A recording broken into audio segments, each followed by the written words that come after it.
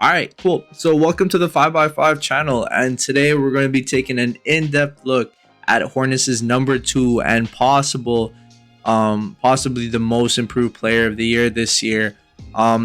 This clip comes from his 32-point performance against Atlanta on December 5th, and this one is really special, man, because Lamelo and Rozier are out due to COVID protocols, so Miles definitely really showed out in this one over here. So Bridges has been amazing this season, and we all knew he was like really good and very athletic, especially with the infinite highlight reel. But we can see in this game that he's really deserving for that co-captain spot beside Lamelo. So this first bucket here by Miles is kind of like an indicator of how this whole game is going to turn out. Someone in a desperation with the shot clock going down. We could see Miles Bridges pull up from 3 over here, just right in John Collins' face, man. And the thing is like, I watch the Hornets here and there, but I've never seen like Bridges pull up for 3 like this. And it was shocking, man. It was in rhythm and everything, full on confidence. You can't even blame the guy, right? Then we can kind of see here in this clip, Bridges more in his catch and shoot 3 element. So Hornets is in transition, a little bit slower because Lamelo's not there. That's all right. Atlanta's defense is scrambling. You know, what is Capella doing there? Who are you guarding? What is you guarding? Caleb Martin is able, I think that's Caleb. One of the Martin brothers is able to pass it off for Bridges here and gets that really wide open 399 baseline 3. And the thing is, we're just going to run this play back while I talk. Miles this season is shooting at a less efficient rate, but his field goal attempts have skyrocketed this season compared to last, going from 9.5 to about 16, which is absolutely ridiculous. Now in this clip over here, we're going to see Miles getting into his bag. We're going to see how kind of janky Bridges is off the ball, but being one of the better scorers on the floor, especially in this rotation here, he has a green light to do whatever the hell he wants. If we just kind of replay the clip, who's originally guarding him? It's Collins. They're playing like some weird kind of zone thing. Anyways, Collins has an eye on the ball over here, and so Collins was kind of supposed to be containing Bridges, but is not paying attention. So Gallo has to pick up the slack, and poor Gallo, man. He's left on an island over here with Bridges. Bridges gets a little bit fancy. We just kind of like go back again here. So after Bridges sizes up, in a sense, Gallo's giving him that room because he would rather have Bridges shoot than get blown by. And especially Gallo, like even when he was younger, he wasn't a great defender. Now he's a little bit older, and I'll let you do with that information as you'd like. So unfortunately for the Italian, he gets cooked over here. A little step back by Bridges, a little bit 1-2 warm up jumper splash. Now this is the biggest test for Bridges, especially in this game. There's kind of like this ISO called set for Bridges because it is going down to the wire. Hornets up by 2 possessions. A bucket here can definitely kind of like put the nail in the coffin for the Hornets. And that's what we see here, right? So Collins is the best defender for Bridges because of the length and the size. But unfortunately, he just gets outmatched, and that's the thing here. We're just gonna see how this plays out. Ish Smith goes for this weak screen, but it gives a room for Bridges to kind of get kind of a free way for him to start driving to the basket, because that's what he normally does, right? Instead, Bridges kind of stops on a dime here, gets into his weird bag again, goes in between cross, and then he pulls. It's unbelievable. Pulls right in Collins' face.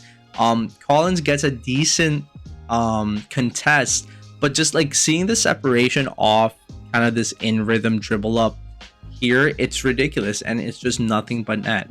So not only is Bridges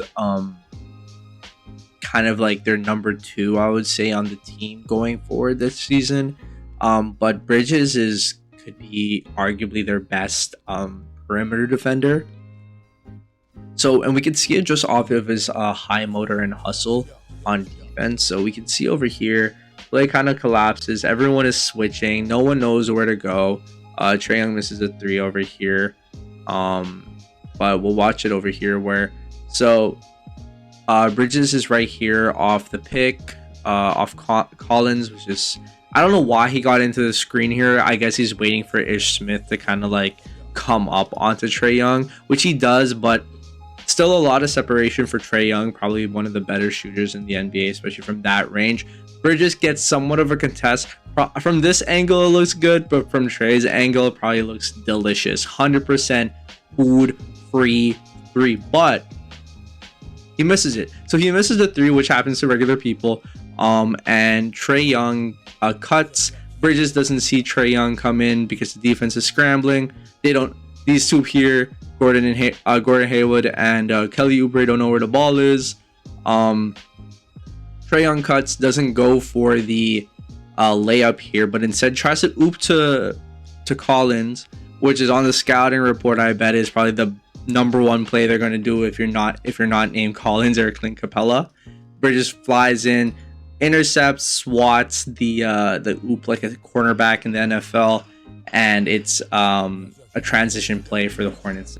These clips are from their most recent game against the 76ers. Joel was unstoppable, further proving that the Hornets' biggest weakness is their interior defense. They're very, very small and weak in there. So they they could only win so many games when Zeller is your starting center. But Miles did a decent job trying to defend Harris's game, even if Harris had like 23 points or 21 points. We can see in this clip over here, Harris goes in for a driving layup.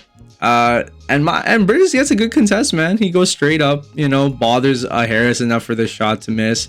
And it's a pretty good play defensively, man. Can't complain. So same thing over here. Bridges, being one of the better perimeter defenders for the Hornets, is guarding Tobias Harris.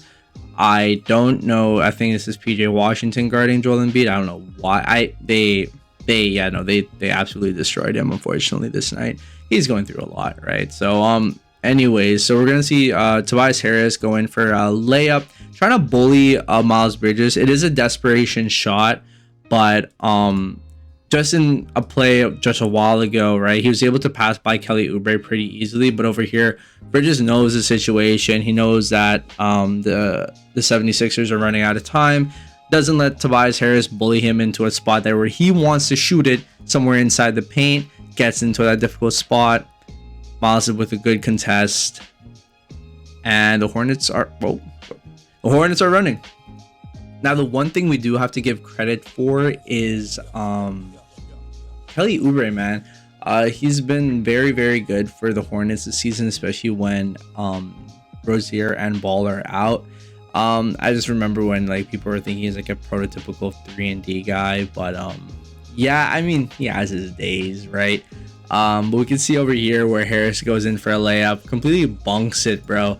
Goes for the putback layup. And Kelly Oubre says, "Get the fuck out of here, man! Like, sorry, let's go back. Get the hell out of here, bro." So, and then the Hornets go into their best transition. Their best transition. There you go. Now, giving credit to the other side, when neither Bridges nor Oubre was on Harris, Harris did take advantage of the size mismatch. And there are bright spots for this Hornets defense, but they really didn't like limit him. He had 21 points at the end of it, and possibly more if he just didn't miss some of these close shots. But just really good over here. Poor Martin, like the Martin brother, couldn't contest and won.